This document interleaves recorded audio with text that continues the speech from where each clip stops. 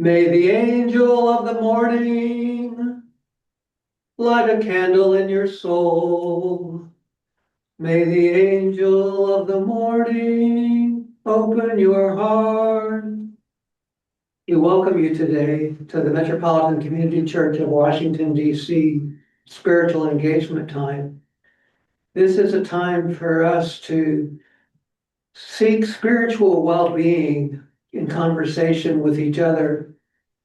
Every Sunday, it seems we've come through another week of challenges, another week of seeing violence done spiritually to our more than human siblings as well as to our human siblings. And so we come here to have spiritual conversation and support each other. May the angel of the morning light a candle in our souls.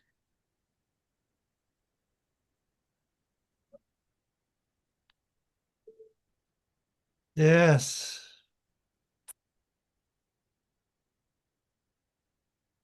We light this candle today to remind us of divine oneness, of the eternal light. This candle also is a gift from Darrell Walker, one of our board members. So we think of Darrell Walker as we light this candle today. Take a moment now to be in touch with your body. Notice any places that are calling for love and attention. Take a moment to be aware of what's going on in your mind. Sometimes intrusive thoughts emerge, or sometimes our mind gets focused in one direction. And so we seek to offer that every thought may be directed to spirit and what's sacred. And then our spirits, to notice what's happening in the spirit. Receive a deep breath. Breathing in, 1, 2, 3, 4, holding it, 1, 2, 3, 4. Release it. 1, 2, 3, 4. And so we say thank you. Last week, Dr. Robin talked about the importance of the word tender or tenderness that kept coming up. And I thought about that a lot this week. And as I was thinking about the last engagement time of 2025, it seemed relevant to return to one of our favorite prophets and writers, Howard Thurman. And so today our theme is Howard Thurman on tender mercies and joy. Howard Thurman writes, love has essential materials with which to work. And contrary to the general religious teaching, people would not need to stretch themselves out of shape in order to love. On the contrary, a person comes into possession of themselves more completely when they are free to love one another. And the scripture that aligns with this statement from Howard Thurman is Romans 13:8. Owe no one anything except to love one another, for the one who loves another has fulfilled the law. 13:8. So we invite today continued reflection on tender mercies, on joy, on love, on beloved community. We invite you to share what's on your heart. Perhaps some of you brought a poem today. Jackie Lois, I don't know if you're comfortable sharing that or not. You sent that beautiful poem earlier this week, and I spent some time in meditation on it. And would certainly welcome that because you wrote it with intention around the idea of tender. So no expectation, just an invitation.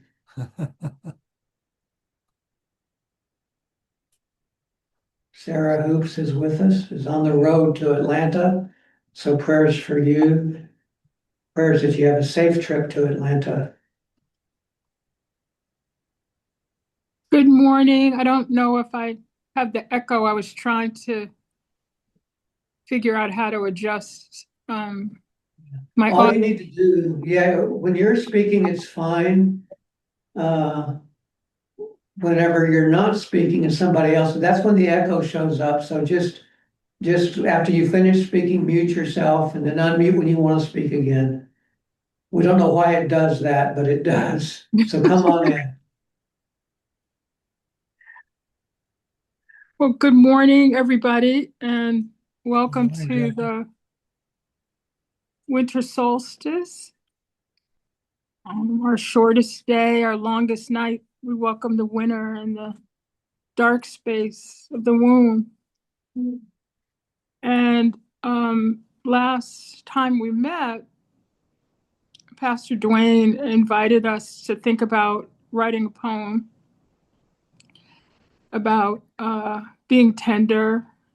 And in our sanctuary, if you're listening to us 5 years from now, or you've never been in the sanctuary, we have a space where there's a cross. It's a wooden cross. It's kind of rugged looking on a backdrop of cinder block. We have a architecturally significant sanctuary built out of cinder blocks.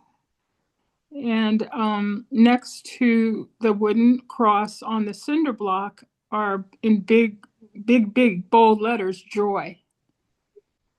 And I remember bringing some people into the sanctuary, people that were new, and they're saying, "Oh, that doesn't go together."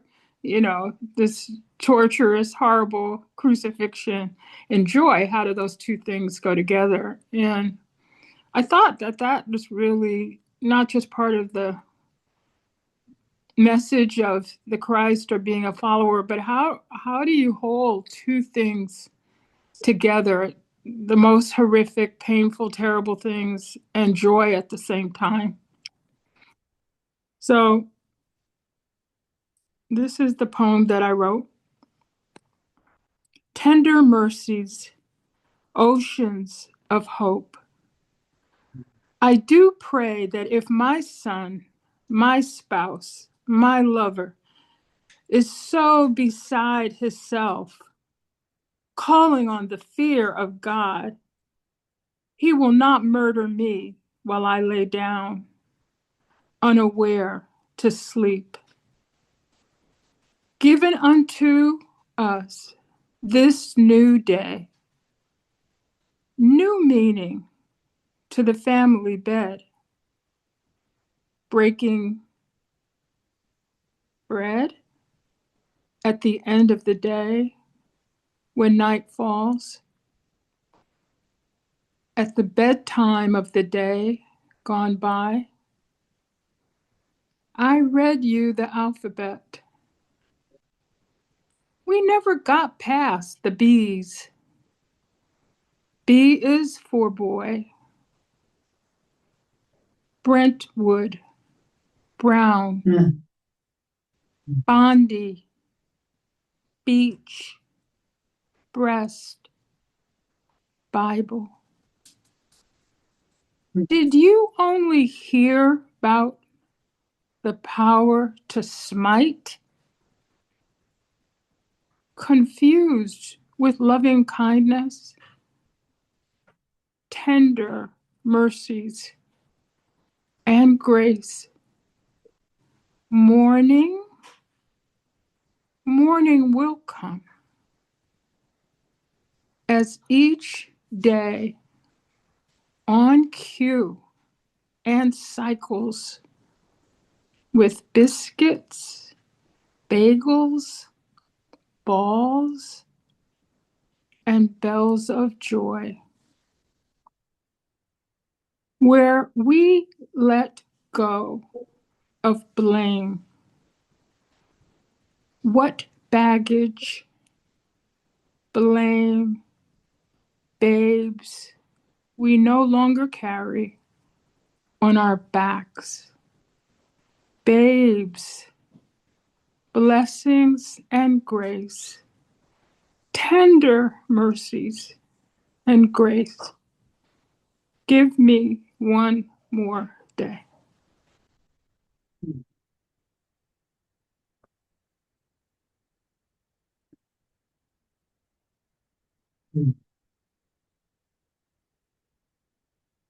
So that's it. My mom says, don't explain poems, they stand on their own. So I hear her saying, okay, just shut up and just mute yourself so till you figure out the sound thing. But anyway, that's the poem and I loved it. And the third Sunday of Advent, you're invited to have a rose candle. And I didn't have a rose candle, so I had to run around searching for a rose candle to light, to ignite that fire, to get the tender mercies of joy and sorrow going together. Mm. Thank you. Oh, thank you. I read it, but just hearing you say it is really lovely. Thank you so much. Yeah. Um, and and I have to say, I remember the first time I ever walked into the sanctuary and I saw that joy on the wall. And this was before I had no idea I'd be a member. It was a regional gathering that I came to at the church when I was still pastoring in Richmond, I think. And anyway, I said, boy, I got to come back to this place. This is fabulous. I love this. And of course, architecturally, you're right. I mean, it's very distinctive. It's in its own way as well with the windows and everything. But the word joy in those big letters. Yes. I thought of all the sanctuaries I've been in that oftentimes are pretty and they're decorated, but there's an overlay sometimes of too much rigidity or seriousness or I don't know, judgments or also, and here was joy on the wall. Yes. So I'm really glad that you touched that very much, and it touched me again. Um, yeah. Mm. Thank you. And it makes Yes. me want to come back. I haven't been now there for a year or two, and I want to go back, but I don't know when that's going to happen. Anyway. Yes. Well, that day when it comes will be a day of joy. Yeah. It will be a day of tender mercies. In the meantime, you are where you are called to be, Yes. and you are loving your neighborhood, you're loving your neighbors. And so that's so important. Other thoughts that are there. One of the resource we're using today is 40-Day Journey with Howard Thurman. It's part of that series, and it comes with the scripture and the reading. And one of the questions, it's so fitting. I mean, I don't know when this was published. It's been published over 10 years ago, but this question is so relevant. What does it mean to keep a psychological distance between yourself and the hostilities of your environment? Oh. How does religious experience assist in maintaining that distance? So I'll repeat the question. What does it mean to keep a psychological distance between yourself and the hostilities of your environment? How does religious experience assist in maintaining that distance? And that's something, it's like they wrote this question this week. Reverend Dwayne, what page is that on? That's on page, I gotta take my glasses off to see the number. That's page 92. Okay. I want to get my copy too. Yeah. Well, I'm fascinated by that question, and I'm going to broaden the question, not just psychological distance, but physical distance. Mhm. Like how much space do you have to have when you don't feel safe or you've been harmed or someone that you care about, or even, you don't even have to know them, but how do you know, I think I'm a little too close, or I need to back up, or I need to lean in closer. I think that that's not just a, I'm gonna switch to another topic. Warriors, people who are used to engaging in battle, have a really highly developed sense of how to handle that. If you're not a warrior or a guardian, you're like, you're just stupid. You just walk into stuff and you like I didn't see that coming. And I made reference in the poem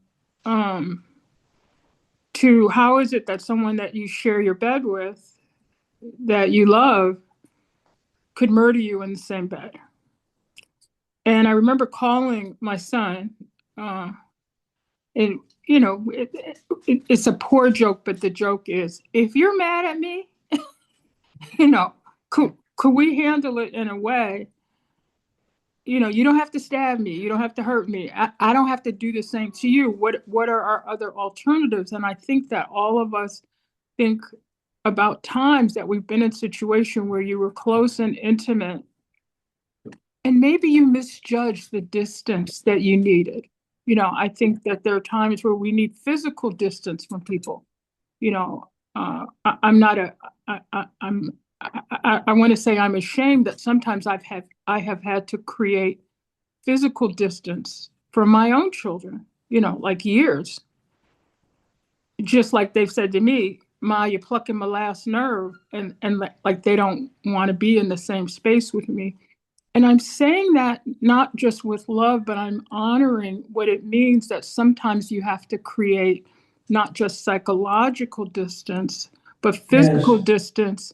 However, I'm going to say that in the same breath that I'm saying there are some people for whom you are forever connected to. There is a tie that cannot be broken, and that it's spiritual. There is no beginning, there is no end. I'm gonna put my God on that list. There is nowhere I have ever been that God has not been with me, whether I knew it or not, whether I created distance. So I love the question that you have. I don't have the answer. I think Howard Thurman as a mystic begs the question, and begs the question in a way that it's an invitation for you all to think about that. One of the things that Howard Thurman specifically wanted to do in his sanctuary, and if you've not been there, next time you go to San Francisco and you party, go by to that church, because he said, okay, at 11 o'clock, we are often separate from one another. We segregate ourselves not just by race and class, but I want to be a place that will welcome everybody. And so the service in the sanctuary always started with a meditation where people could kind of get, you know, shake off whatever they came from so that they could be in communion. And back to what Robin said, Reverend Robin, Pastor Robin, when you walk into a space that invites you to shed off what you came with and be someone else, I think that's a very interesting point about creating distance. There's some people that will never enter our sanctuary. Okay. I've been in religious traditions that they've said, you must not go in another sanctuary that is not sanctioned by us. You see what I'm saying? So I think that this spiritual conversation is wide, and also when you breach a distance, there are some situations that are very dangerous, and you will be harmed, and you will lose your life or get your head or your foot or your whatever cut off. And I'm not saying that you were wrong, but we often either misjudge the danger, or we don't realize that in some situations we don't care about the danger. You hear about, you know, moms or dads jumping in front of trucks or lifting things and doing. We're not thinking about the danger. We're just thinking about, I'm here, and whether I know the outcome of this, I must take an act.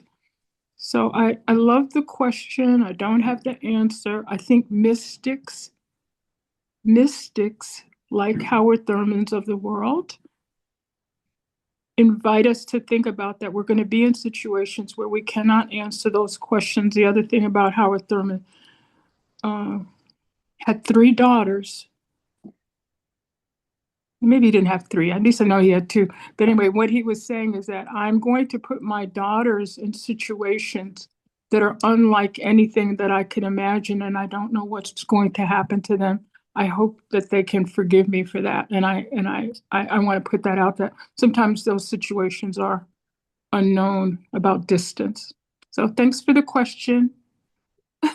No answers, but more questions. Sure. And there's lots of questions that don't have answers, and so all we can do is offer descriptions and thoughts around the question. It may not be answered. And that's okay. That's being at peace with ambiguity at times. It's being at peace with liminal space.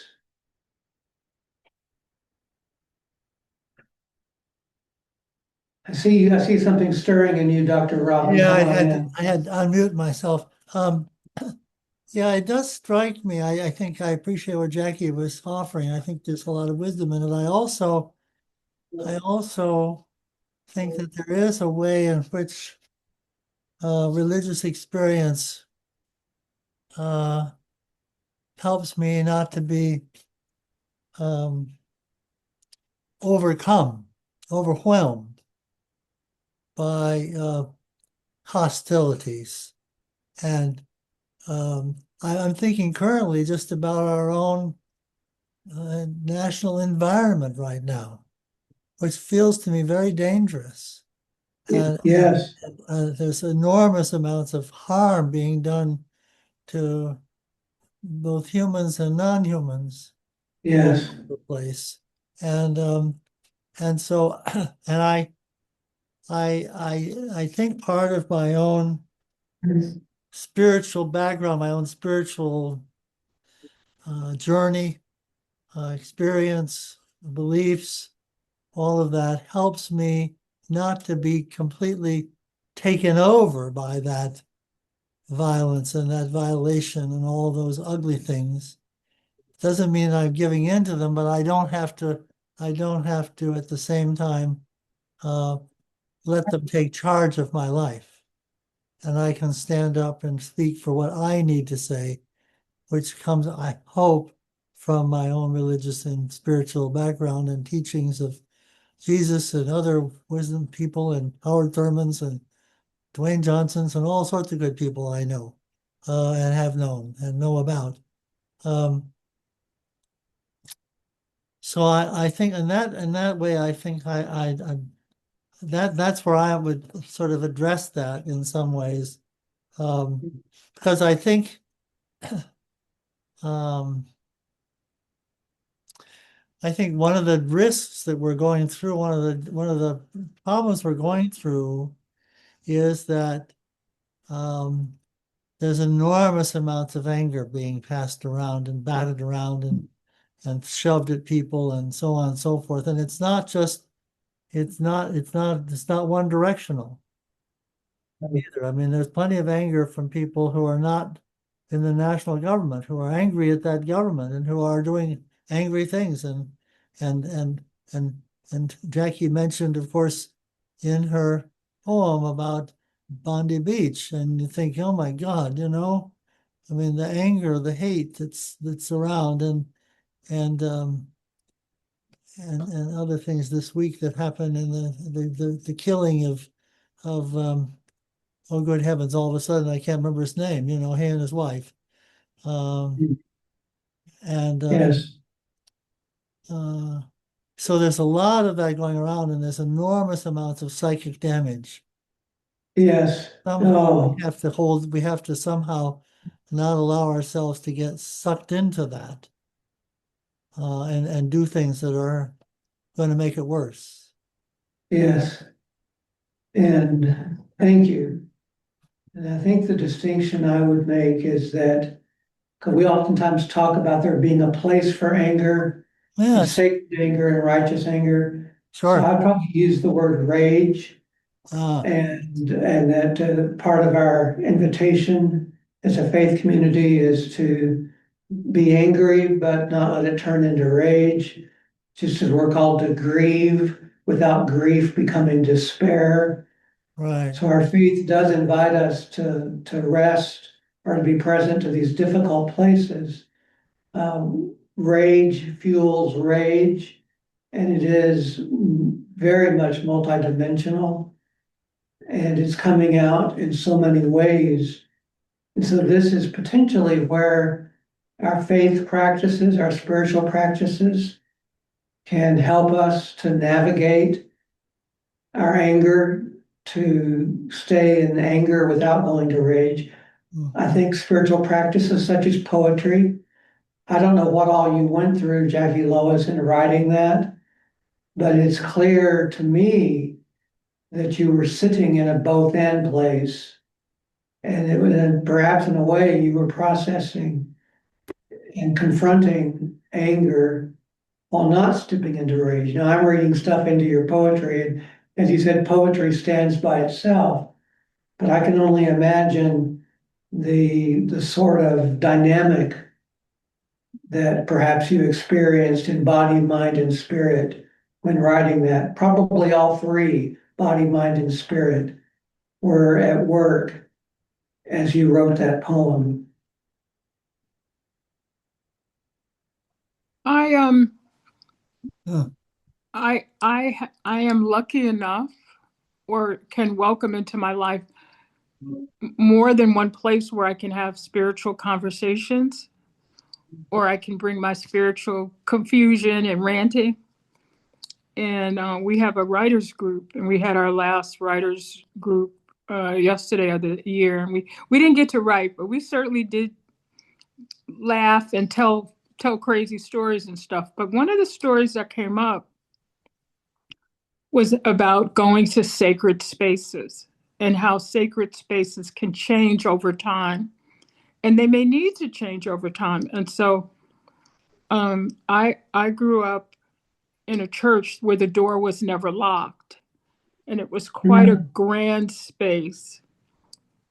And the idea that you would lock a church door or not permit anybody to come in, that would just be a crazy thought to me as a child.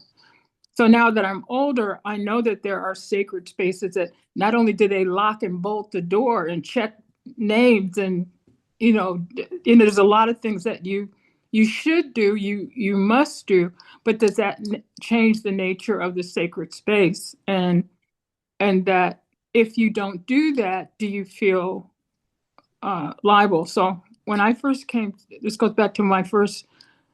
Uh, I moved from I'm not from California. I always have to say that I'm not from California, but I moved from California to DC, which was my mother's family's home, back to the block where my mother and her family owned a home and was raised. And so I come to the sanctuary, and we have effectively Bible study and, spiritual, and people registered for the class. And, it was quite a spiritual introduction to be to MCCDC. Shortly thereafter, a nice white guy goes into a church, a historically very prominent Black church. And he's like, God, these are nice people. I'm gonna sit in on this Bible study. And before the Bible study is over, he kills most of the people in the room. And Yeah. he talks about his difficulty in thinking, my goodness, the door was open. They welcomed me. They asked me, did I want a snack? I had to kill him because God told me, or it was my important thing to I mean, he had a longer scenario about what he was going to do, which is important. We should listen to. But what I thought about here, I'm in a situation where the doors are open. They were welcoming to me. Everybody was gracious, but there are risk in being open and being risky. And I want us as a community to continue to talk about the difficulty in that, and having open doors and welcoming people who are not well pups, who carry arms and will hurt you. They will hurt you. So I think that if we don't have places where we can have courageous conversations, and I can't tell if that's Dale in the background, but if we don't have places where there are people who say, look, I know how stupid stuff can get. Y'all can be praying and all of that, but I really don't I really don't want to let anybody in here without us being aware of what could happen. And now churches are not only locking doors, but when they open the doors, they say, should this happen, this is what you should do. Like they create not fearful mindsets, but can you be aware that not everyone is doesn't mean you well? So back to spiritual engagement. Yesterday when we were talking during writers group, we all thought that we had had a similar experience, and we realized as we talked that sanctuary meant different things to different people, and that what they were introduced to as children is not only not the same place. You could say you can have certain nostalgia for it, but that what they had as children is not what they wanted or needed as an adult. And that a place that might be welcoming to a child, and we have a sanctuary that's filled with cribs most of the week, may not be the space that you want to have your gathering, your worship experience. It's going to look different, it's going to feel different, and that you want to be able to welcome people who may be very different from one another into that space. So I appreciate so much this conversation, and the not just the difficulty, but the willingness for us to have these difficult conversations. And there's some sanctuaries that I probably won't walk into. And maybe I should, but don't have to, don't need to, don't feel like it, and maybe don't feel safe, whatever safety means. So, Yes, thank you. Sanctuary is an important word and an important concept. And it's I suppose not limited to religious sites. I would hope that Jonathan and I are creating a sanctuary here for ourselves, for our dog, for our family that might visit, for friends, for neighbors, and then the sanctuary in a sense becomes more than our home. It becomes our neighborhood. It becomes our section of our community, and so on. And then maybe is West Orange, New Jersey, a sanctuary? Yes. Yeah. For lots of people, yes, but I'm not sure that's the situation for everybody here. Mm. In fact, I'm Yes. sure it's not, and so that becomes always. It seems to me to always be a search a task, a journey to create and maintain an open sanctuary. As well, you want to open. But Jackie's right. There are times you can't necessarily leave it open.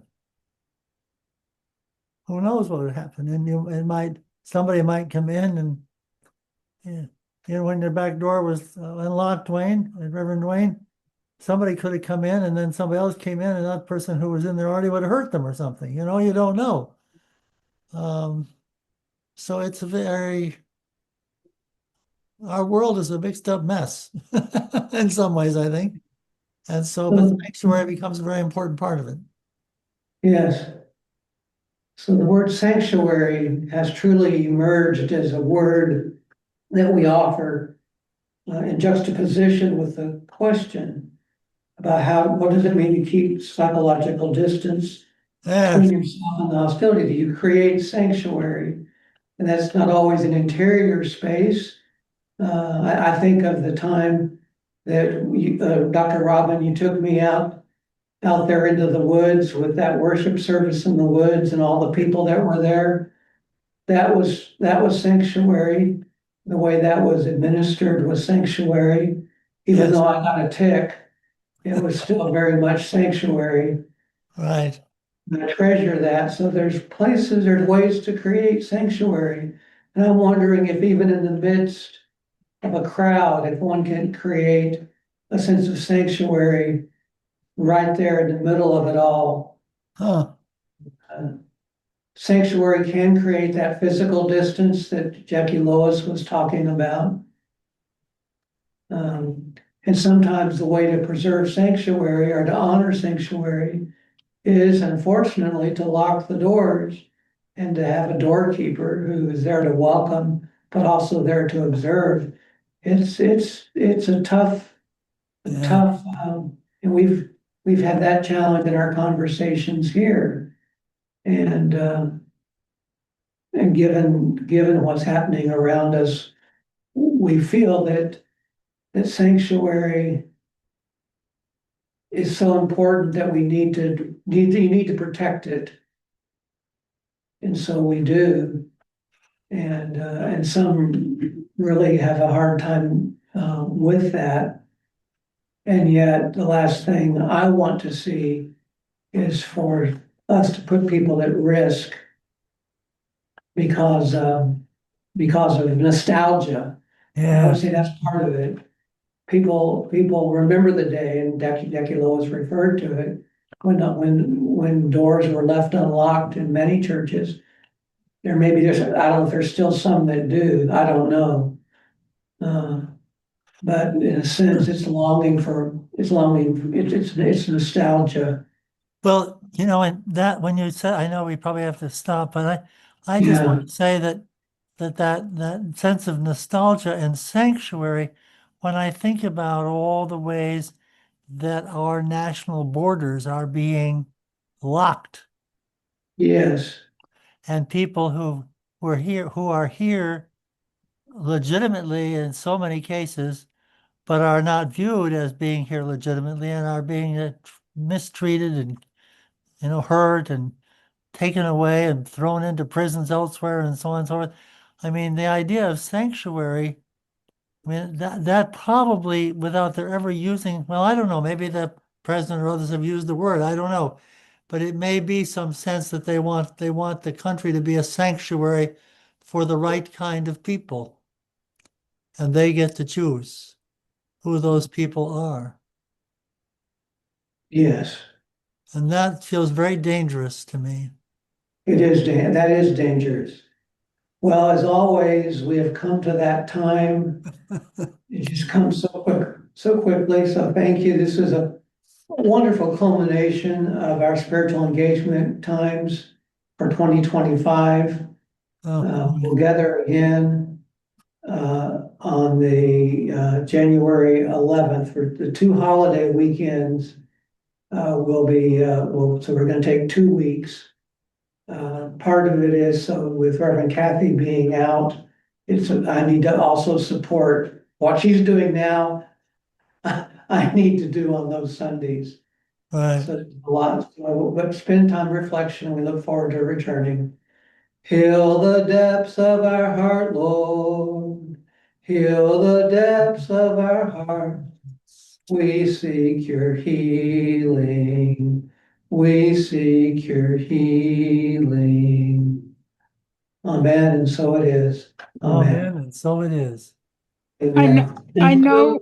I know we're quickly closing, and I love to hear you sing. Yes. I think that singing creates sanctuary and safety, and I wanted to add one word to the idea of sanctuary. Many people go on pilgrimages Ah, to travel to Mecca, go on pilgrimage in South America, Italy, Spain.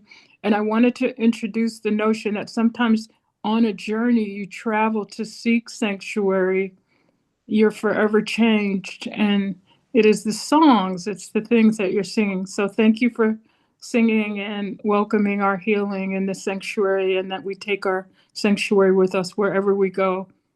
And blessings for people who are on a pilgrimage.